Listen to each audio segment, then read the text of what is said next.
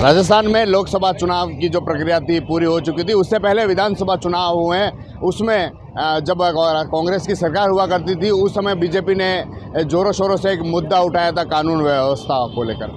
अब कानून व्यवस्था पर उदयपुर के जो व्यवसायी हैं वह क्या सोचते हैं, क्या वाकई में कानून व्यवस्था मजबूत है या फिर जिस तरह से लगातार जो हमले देखने को मिल रहे हैं, लगातार जो कानून व्यवस्थाओं को लेकर देख रहे हैं, उनसे बात करेंगे। भाई साहब, क्या सोचते हैं कानून व्यवस्थाओं को लेकर? जिस तरह से जो पिछली सरकार थी उस पर भाजपा ने उनको खूब घेरा कानून व्यवस्थाओं पर, आप क्या सोचते हैं कानून व्यवस्था? देखो, कानून व्यवस्था की बात नहीं है। कुछ कल्प्रिट्स हैं जो पुराने समय से पिछले शासन का ये प्रॉब्लम है। मेरे ख्याल से ये घटना है, ये मैटर 2 साल या 3 साल पुराना है, जिस समय जिनके खिलाफ अभी ये हम बात कर रहे हैं वो लोग उस समय पावर में थे और उन्होंने ये कार्रवाई उस समय प्रशासन का मिसयूज करके कुछ कार्रवाई करी, जिससे आज उसका परिणाम ये है कि आज ये मारपीट की घटना हुई है।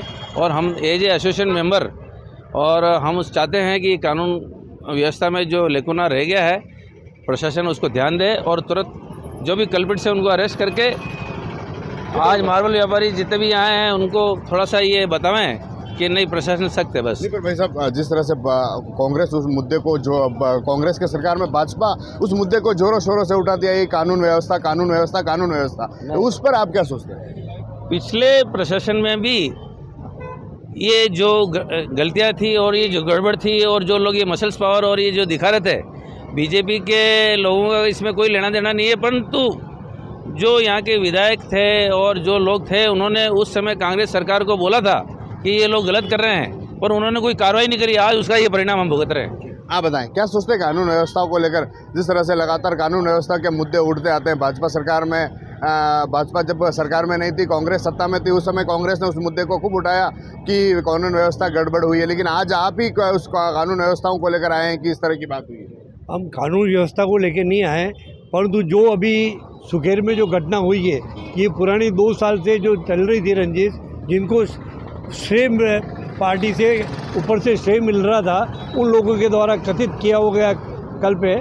अब आज के टाइम में जो गवर्नमेंट है, भजन लाल जी ने भी खुद ने कहा है कानून व्यवस्था सख्त की जाएगी और जो भी कल्प्रिट है पकड़े जाएंगे। तो आज हमें जो उम्मीद है कि प्रशासन बराबर कोशिश करेगा और ऊपर वालों का ध्यान रखते हुए इनको जल्द गिरफ्तार करेगा। जल्द जो नामजद हैं उनको ही गिरफ्तार नहीं करेगा, परंतु उसके पीछे जो काम करने वाले हैं उन लोगों को गिरफ्तार करके और लोगों को आम सुरक्षा देगा। और मार्बल व्यवसायी जो शांति प्रिय काम करने वाले हैं उनको पूरा सुरक्षा प्रदान करेगा, ऐसी आशा। लेकिन भाई साहब, आप आए, दिन दहाड़े हमला हो जाता है, प्रशासन फिर उस समय क्या कानून व्यवस्था पर सवाल नहीं उठते क्या? कानून व्यवस्था पे सवाल उठता है, परंतु ये उन्होंने भी जो कल्पित है उन्होंने अवसर देख के जब चुनाव के टाइम में प्रशासन का सारा जोर चुनावी प्रक्रिया में लगता है, क्योंकि जो मोदी जी का जो विजन है कि देश हित में बिल्कुल व्यवस्थित चुनाव होना चाहिए, लोगों को सबको मताधिकार का समान अधिकार है, उसकी सुरक्षा में पहले लगे हुए थे। उसका फ़ायदा उठा के उसने इस कार्य को अंजाम दिया है। इसलिए सख्त से सख्त कार्रवाई करके उनको पकड़ के और उससे रिलेटेड सारे आदमियों को जेल में डालना चाहिए।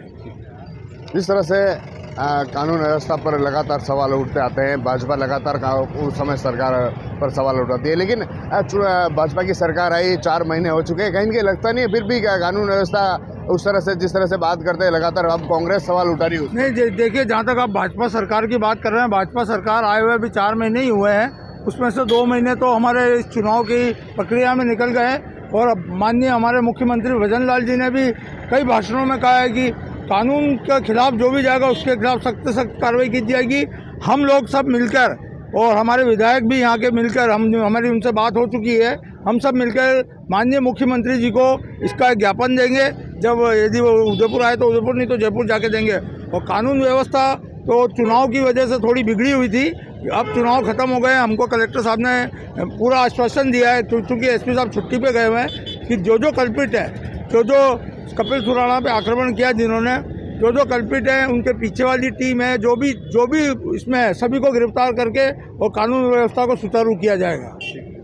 तो ये थे मार्बल व्यवसाय से जुड़े लोग, जिनका कहना है कि कानून व्यवस्थाओं पर सवाल कहीं न कहीं हैं, लेकिन चुनाव हैं, चुनाव के बीच ऐसा हो जाता है। TV9 के लिए राजेश डांगी।